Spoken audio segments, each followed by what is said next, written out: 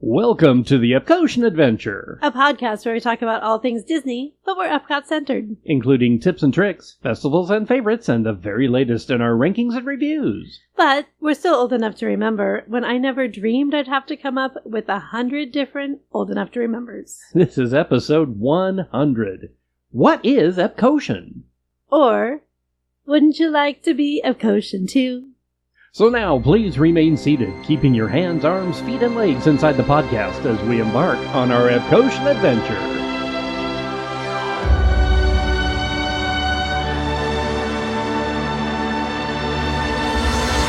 We call it Epcot.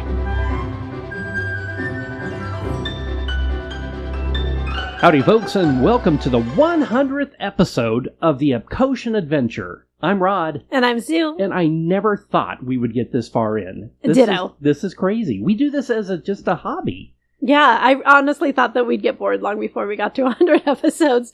But I still really enjoy doing this, even if it's just for us, even if it's just for you guys. Yes, our tens of listeners. We love you guys. Actually, I say that we've been listened to in over 25 countries around the world. That blows my mind. And we've had over 10,000 downloads. That's so cool. And granted, that's over 3 years, so that's not a lot compared to a lot of other vloggers or bloggers or people that do podcasts. We're just a baby podcast. But we enjoy doing this because we still enjoy Disney parks.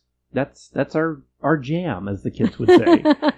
I do tend to say that a lot. Am I a kid? Is that, no? I'm I'm like a 14-year-old mind in a 50-plus-year-old body. So at Disney. Definitely at Disney.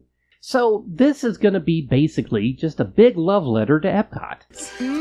You little punum there. We talked a lot about what we wanted our 100th episode to be, because that seems like a big milestone, way farther than we ever thought we'd get in this.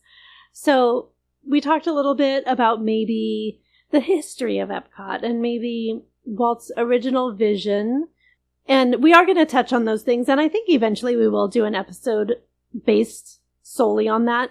Oh, and we even talked about the Epcot that never was. Yes. Yeah. I just think that would be so cool. But for today, for our 100th episode, we want to celebrate the Epcot that is. We want to talk about what is actually there, why we love it so much, and why we consider ourselves Epcotian. We've touched on these things before. This is not new news. We just want to celebrate Epcot. And like Rod said, this is our love letter to Epcot. So why Epcotian? Epcotian is a word we've been using since we were like teenagers going to Epcot. Everything is just so Epcotian. Is not a word. We made it up. Well, unmake it up. It's like everything is so fetch. But apparently fetch didn't happen. So Epcotian stuck around in our vernacular for decades. And then all of a sudden a little attraction comes up at Guardians of the Galaxy Cosmic Rewind, and they started using the word Epcotian. I'm sorry, Epcotian is still the correct pronunciation. It is. It is. It is. Andy Apodaca, back us up on this. Yeah, please.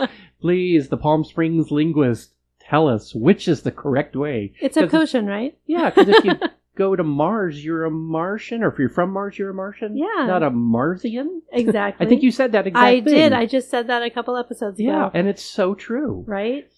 So, why do we love Epcot so much? It wasn't really the first Disney theme park we went to. I mean, we've been going to Disneyland since we were kids. Both of us worked at the Disneyland resort. I worked at Disney World. For us, it's kind of the quintessential Walt park. I think that's the key, because we're both such big fans of Walt the person, Walt the man, and that sounded weird, Walt the man. But we're fans of his visionary mind and the implementations that he managed to do in his shortened life. He only lived to be 66 years old. Wait, is that right? 66? 65. 1 to 66. He was 65. That's math that I couldn't do on a weekend. I'm sorry. But yeah, in his very shortened life, he accomplished so much. And not just for himself, not just for his own parks, but for the world, for innovations that last today and have been improved upon over and over, and some that haven't been improved upon because they were perfect in their original iteration. So yeah, they still work. Yeah, so that's just amazing. We are big fans of Walt, and Epcot really was Walt's dream. Yeah, Disneyland was Walt's original park. Of course, Magic Kingdom was number 2. And they're both castle parks. So Tokyo Disneyland, Disneyland Paris, Hong Kong, Shanghai, those are all castle parks. Epcot was the first innovation outside of that realm, really. And for Sue and I in the 80s, it was 83 when we went, so Epcot wasn't even a year old the first time, had such a large impact on us because it was so different from what we grew up with as kids. I mean, we were still kids, but from what we had seen out of Disney parks and out of Six Flags parks and Knott's Berry Farm and other things that we grew up with on the West Coast, Epcot was just mind-blowing to me. And I'm assuming to you too. Yes, of course. And Disneyland being a much smaller park and smaller, not just in the park itself, but in the scope of the entire existence of Walt Disney World, they don't even compare size-wise. So to walk into Epcot and have it just be vast and not empty, but with space to move around. Not everything is a bottleneck. Who knew? Which is something at Disneyland you just never had. Right. And you just learn to navigate around that because that's what it is. But to walk into Epcot, a brand new Epcot, and have it be vast and open and grand. And it was just, like Rod said, it was mind-blowing. So what do we think of when we say the word Epcotian? I think it's the original spirit of Walt's dream of innovation and the promise of a better world, which is really the original thought of Epcot. Now, of course, you had, if you can dream it, then you can do it, from the legendary attraction Horizons. But Walt's original version of Epcot was a full living city. It really was an experimental prototype community of tomorrow. It was a full city with infrastructure for people to live and to work and to be in innovation, like be in every innovation that you could come up with. And to provide its own food sources and its own power sources and its own water. It really was like its own utopia as a vision. I just love that he thought not just outside of the box, but outside of his own bubble, outside of his own theme park industry that he had helped to create. Yeah, he really did create the whole idea of a theme park. Right, not just an amusement park where you can go ride a Ferris wheel and throw up on a roller coaster. Like his own, based on IP, based on characters that he had invented, created a theme park, a park around a theme. Yeah, if you go back and look at older parks, like Cedar Point, it's been there well over 100 years, and its main midway is still called the Midway, just like you would see if you were at a temporary carnival almost. Or Santa Cruz Boardwalk. Or Santa Cruz Boardwalk is a great example of that, because that would have been something Walt would have seen. But Walt wasn't inspired by Santa Cruz Boardwalk or Cedar Point. He was inspired by Tivoli Gardens, which was a much more mellow atmosphere, a much more beautiful landscaped, adults enjoying things, children enjoying things, enjoying not even necessarily the same things, but enjoying things simultaneously side by side. And that is such a beautiful concept because that's something that did not exist at the time. So if you want to see what Walt originally envisioned, of course, you can go on the People Mover at Magic Kingdom, and you'll see Progress City, which is basically a viewable version of a small piece of what Epcot was originally envisioned. And you see the whole scope. You see how the transportation goes, and the big business centers, and the big churches, and the people's homes, and the road structures. Like, you can see it as a live working city. And I love, I hope that they never get rid of that scale model, because it is such a cool thing to see Walt's vision. I love that. One of the things you just said, transportation, is a big part of what Epcot was originally supposed to be. There was going to be areas for people to park their cars outside of the city and take the People Mover, the monorail, and other hopefully new innovations in transportation into the center of Epcot.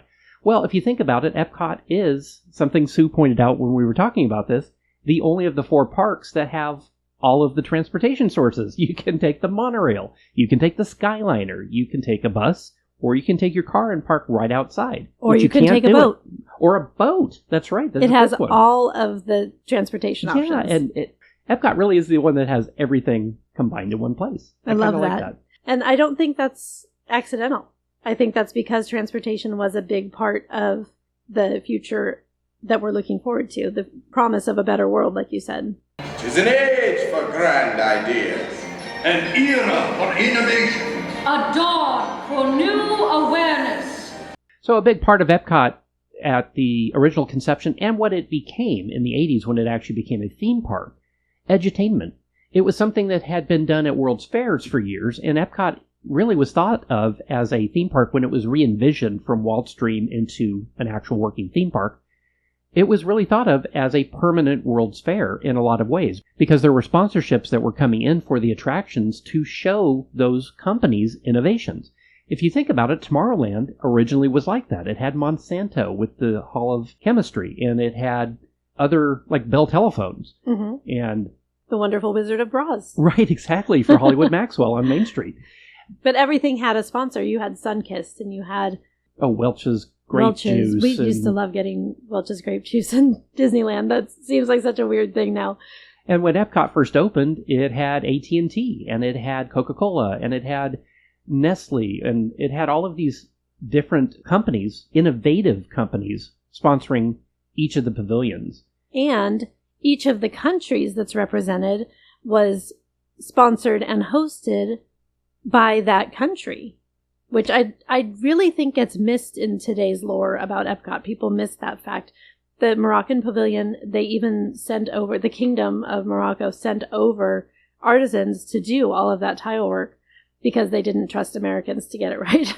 So they wanted that authenticity from the get-go. They wanted, if they are sponsoring this pavilion and they are hosting this pavilion, they wanted it to be right, and it paid off. It's the most beautiful. I think it's the most beautiful of the pavilions. But that's the level of authenticity they were going for. I mean, where else do you find that? Yeah, Epcot was the first billion-dollar theme park when it opened in the 80s. To put that in today's dollars, that would be a lot of money. I don't even know what that would be today, but it would be several billion today. I'm assuming in the tens of billions at this point. I'm not even going to guess, but it's a lot. So some of the edutainment examples of things that existed in the pavilions when Epcot first opened was Listen to the Land. It gave you, well, it's basically Living with the Land, but with a creepier song. Yeah. Much like Spaceship Earth. With Similar another ride, creepier song. But that's communication. And World Showcase in itself, of course, is every pavilion is educational as well as entertainment. And that's what the edutainment part of Epcot really was. You had the Living Seas, World of Motion, Energy, Health and Life, Horizons. Oh, Horizons. We still miss you. Is it too soon? It's still too soon. It's too soon. And of course, you didn't have Disney IP. There was no Mickey Mouse. When Epcot first opened, it was Epcot Center, and the only intellectual property, or the only character, or characters, were Figment and Dreamfinder at Journey into Imagination. And that was very, very purposeful. They didn't want a second Disneyland when they had Magic Kingdom right there. This was something completely new, completely different from the ground up. And taking the characters that we all know and love at Magic Kingdom out of that equation forced us to engage with it in a whole different way, which is where that education came in so importantly in the edutainment attractions. So of that edutainment history that Epcot started with, a lot of that has carried through to the Epcot that we know and love today. So like Rod said, Listen to the Land became Livin' with the Land. Spaceship Earth that celebrated world communication now celebrates world technology. It just sort of went to the next level just a little bit. Well, I think it kind of had to. You really did have Mickey start showing up in the mid-'80s, so Yes. It didn't take long for the Disney characters to show up, and that was because of guest feedback. And over the decades now with Epcot, we've seen things like the Living Seas become the Seas with Nemo and Friends, and you've seen Energy be replaced by Guardians of the Galaxy. I'm not even going to say Horizons because it really still makes me mad. It's too soon. And of course, Test Track came out of what we know as World of Motion. And even those pavilions that started as their own brand of edutainment have evolved. The Norway Pavilion, which wasn't there at opening, we should say. That's true. It's one of the newer ones. It's one of the newer ones. But it started with the ride Maelstrom. Oh, no, we found out it had something before that. It was something Voyage, yeah. It only stayed that way for a very short time. I don't even remember the Maelstrom. first iteration. And we probably wrote it. Yeah, I'm sure we did. But Maelstrom told the history of Norway, both history and mythology of Norway, and that has now evolved into Frozen Ever After. Arendelle is based on Norway, you still get a fictionalized version. Right. And of course, Anna and Elsa and Olaf and Sven and the whole gang. But it still holds on to that little piece of what it started as. But that still falls back into if you can dream it, you can do it. Yeah. Disney was never meant to be the same thing forever. Walt wanted things to evolve and keep moving forward. Now, sometimes those are good things and sometimes those are bad things, as we've seen with Imagination. But we've seen better things come into Spaceship Earth. I like the new version of Living Seas. I like the version with the Nemo attraction. I do with too. Crush being able to be live and in person. And or the fact internal. that well, and the fact that you can see the animals in a version that you know and love from the movie Finding Nemo, but then you step out of the ride and you're surrounded by this entire aquarium, the second largest in the U.S., and you see the real versions in their real habitats. And I think that symbiosis, is that the word I'm going for? That sort of synergy. Yeah. That's such a buzzword. Symbiosis was actually a film at the Land Pavilion. I remember that now. Oh my gosh, that little like stop motion of the dandelion growing or something. Wow, flashback. But you still get the edutainment part with the successfully integrated IP, which is what I love. Yeah, I still miss Energy, but Guardians of Yeah. the Galaxy Cosmic Rewind is so good, we're going to forgive it for that. well, anyway, we'll go on. The music, though, that is part of those attractions is another reason or another element of the word Epcotian to me. Mm-hmm. The world music that you hear all over Epcot, at the entrance, in the new Communicore area, the new song that's there is fantastic. But the music that originally started with Epcot, like If You Can Dream It from Horizons, Listen to the Land Pavilion, which was the creepy version with the kids choir, and what was the one from Spaceship Earth? Tomorrow's Child. Yeah. Never Lots did of like that people one. love it. It was not my thing. It still sounds early Epcot to me, and I don't hate Yes. that. I love the early Epcot music. It's fun to be free, World of Motion. I love Yeah. that one. But then you get into like Magic Journeys, Oh, yeah. which No, was just like that was never should have been there. very Mm-mm. nightmare inducing to us. Clowns. Well, again, people like it. Clowns are good evening. If that's Clowns your are thing, we love that for you. But to me, the music really is a whole part of Epcot, the Epcotian feel. We chose our theme music because it sounded to us like it belonged at Epcot. Yes. It's actually called Magical Ride, and we mentioned Jason Patrick Rowan every episode. Every single episode. We love that music so much. We just love that music so much. We just want to give him a shout out every time we can. Never met the guy. If No. you happen to listen, we love you. You're No, amazing. We actually licensed it through a company called Pond 5, which has a whole bunch of theme music for sale, and we went through, I don't know how many. I don't know. We started with like 20 Yeah. and narrowed it down and narrowed it down and narrowed it down. And then I think you found this one outside of that original 20 that we listened to. And as soon as we heard it, we're like, that's it. That is perfect. that is our Epcotian theme song. Yeah, so thank you, Jason. We love your music. Yeah. But Oh, not just attraction Yeah. music. We're talking park music because you mentioned the entrance loop. You mentioned hearing it around World Showcase. Every pavilion is going to have its own music, its own style, and yet it all is cohesive. You never feel like you're transitioning in a rough way. Everything is so smoothly done together. And again, that goes back to that original one world concept. Well, and originally to Disneyland. Disneyland was the first to have zone music that was so themed and perfect for each area you were in because of the different lands. Yes. As opposed to just a collection of attractions. Yeah, I love that. The theming is what Disney does so well, down to the trash cans that you see in each area and the Which ground. are 30 feet apart. 30 feet apart, that's right. But look down, like the ground that you're walking on is themed to where you are. Who does that? Nobody does that. It's amazing. You were mentioning World Showcase. Illuminations, Reflections of Earth, the pre-show for that. Now, Yes. that music's gone, but I have to call out some of the stuff. There's one by I think it's not a group, but a person, Hevia, Hevia. It's a bagpipe heavy song called the Bosindri Reel. Inca Dance by Cusco was one of the ones, too, which I actually had the CD or the tape of that way back in the day. Ask your parents, kids. Yeah, I remember Art Bell used to use that on his radio show, which I thought, when I heard it at Epcot, I was like, oh my gosh, I know this song. And there's one that just sticks with me. It was actually a trio of songs by a group called Seelihu. It was Super Wasp, Along the Coast of Norway, and Neckbuster.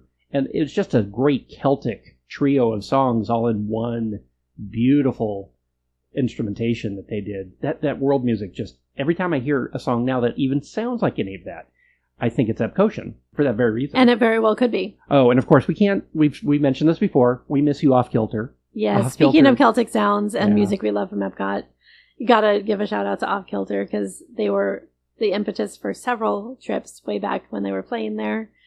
But now, I think we've mentioned them once. Yeah, since we got back. But there is a new band in Canada on the Canada stage that we actually love, and that feels almost blasphemous to say because we love Off Kilter so much, and every time we'd walk by the Canada stage and hear whoever the band du jour was, we'd always be like, not Off Kilter, move on. This one, we actually stopped and watched an entire set. They were amazing. Rod, tell us the name because I'm not going to try it. It's pronounced Bodacton, and it's BODH-AKTAN. That's not a hyphen. That's an apostrophe. Apostrophe. Yes. It was masquerading as a hyphen. Yes, I'm sorry. This is grammar, kids. Oh, if you have a chance, stop by and see them. They are very Epcotian. They are so much fun. They have the energy. They have the sound that is exactly what needed to be there on that stage. So kudos to them. We love them. We love them. Well, I'm going with that same music theme. Tapestry of Nations, Tapestry of Dreams, that parade that was over on the American Adventure side of the park way back from 2000 until I weeped when it left. I don't remember. I don't remember what year. In the 2010s, I believe. Still in denial. I don't even think it lasted that long.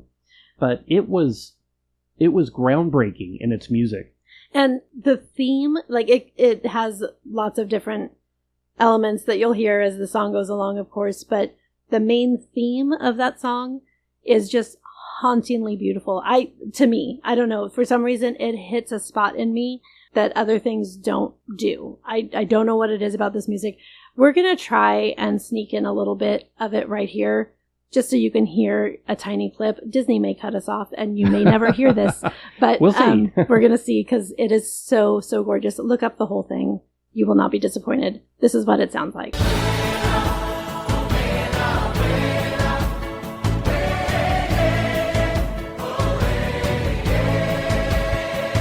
Yeah, that tune runs through my head and runs through my whole psyche. Runs through my heart. It does. The first time I heard it, I remember weeping, like physically being emotional because it was so just grand. And that's what we mean by Epcotian, is that grand feeling and that the grandeur.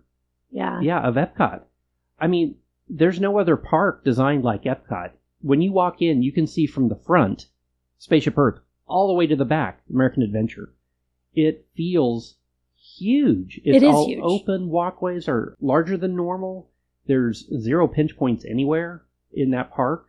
It's part of, I think the original concept, of course, was 2 different parks pushed together. Yeah. But it worked perfectly. Yeah, the rumor is that they had the 2 models of each of the parks, World Showcase and Future World, side by side, and someone got frustrated, pushed the table, and they collided. And I don't know if that's a true story, but if it is, I love it. But it basically gives you the feeling of one big world, but yet one small world, which is really something that Walt had in mind when he was putting together his parks and his films, and everything was always that let's bring people together kind of feel. And the feeling of hope. Yes. And doability. Like, it's not just some dream that we have to imagine for the future, but it's actually doable and livable and reachable. And I love that. That's one of the things that we just most connect with about Epcot is you can stand in Canada and you can see Norway. You can stand in Japan and you can see Mexico.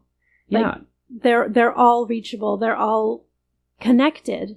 Yeah, you have the World Showcase Lagoon, and the walkway is just over 1.2 miles around. It feels big, but it still looks small. And yes. I really do think that was part of Walt and his vision for not only Epcot, but for life in general. And Yeah. I love that. And I think with like Luminous and Illuminations, it's the perfect end of the day for everybody. And I think that's why people had a problem with Harmonious. It's not that it wasn't a good show, but what we sort of lovingly refer to as the lake tacos, which were the floats that came out with the lights and the arms that reached out with the fire and the lights and the whole thing. Those didn't go away. So during the day, you were missing that cohesion. You were not just missing pretty lake views. You were missing seeing directly across to those other countries and that small world feel. And I think even when people weren't necessarily putting together that's what they were missing, that is what they were missing. It is. It really is. When you were looking through the Torii Gate from Japan and couldn't see Spaceship Earth because there was a giant lake taco in the way, it made me angry. Yeah, It ditto. felt wrong. It felt like a betrayal. Yes, in some ways. As yes. dramatic as that is, it felt like some kind of betrayal. All right. But yeah, if you haven't taken the picture through the Torii Gate in Japan to Spaceship Earth, you need to get over there and take that picture because that is like the iconic. That sums up what we love about Epcot is you get both together. Speaking of Japan, Epcot has some of the best snacks and best food of any park ever designed. We touched on them infinitum in our past episodes. I'll just bring up the ones I love. I love the street corn from Mexico. I love the tacos from Mexico. We love the nachos from Mexico. We basically love Mexico. We love Mexico, yeah. Well, But growing up in California, that's, Yes. yeah, okay, yeah. But the chicken satay that you can get in Japan, the kakigori that you can get in Japan, well, shikisai Oh, of course. that you can get. Yeah, The sushi fish is and chips fantastic, too. in the UK. We could go on and on and on. The Viking coffee. Let's talk about the Viking coffee. Yeah, Norway. From Norway. The bread bowl full of cheese that you can get in several different festival pavilions. All at France. Well, no, The crepes in France. Germany did it too. Oh, yeah, they did. Yeah, they did, yeah. The raclette, that's right. Oh, the crepes in France, yes. The new creperie. Yeah. Oh. I mean, there's just such good snacks. There's so many reasons to love Epcot. If you are one of those people who skip Epcot because you think it's not going to be good for your family, or if you cut it out of your trip just because you're focused on Magic Kingdom, we hope that maybe the episodes that we do like this, and particularly this one for our 100s, will inspire you to finally take that step and enjoy a day at Epcot. And if you're one of us, Congratulations, you're officially one of us. One of us. One of us. if you are a true Epcotian at heart and you love Epcot too, we hope that this has helped you celebrate Epcot the way we do, the way we try to every single day, the way that we do every single trip that we take. And we want to know, as always, we want to know your very favorite thing about Epcot. It can be a song, it can be a feeling, it can be entertainment, edutainment, a ride, a smell, a smell. sound. There's Any so of much those at things. Epcot that just makes it Epcotian. Yes. Before we go, we'd like to give a big thank you to our theme music composer, Jason Pratchett Rowan. See? Giving him another shout out. Whose music is licensed through Pond 5. And of course, thank you, Phoenicians. Thank you, Phoenicians. And don't forget to rate, review, like, share, and subscribe. It really does help other people find us. You can find us on social media, on Instagram, Facebook, and YouTube, and wherever you listen to podcasts. The Epcotian Adventure is a $1,000 brunch production and a proud gold member of D23. Thanks for joining us today for episode 100 of the Epcotian Adventure. I'm Rod. And I'm Sue. And we'll see you in line. Bye.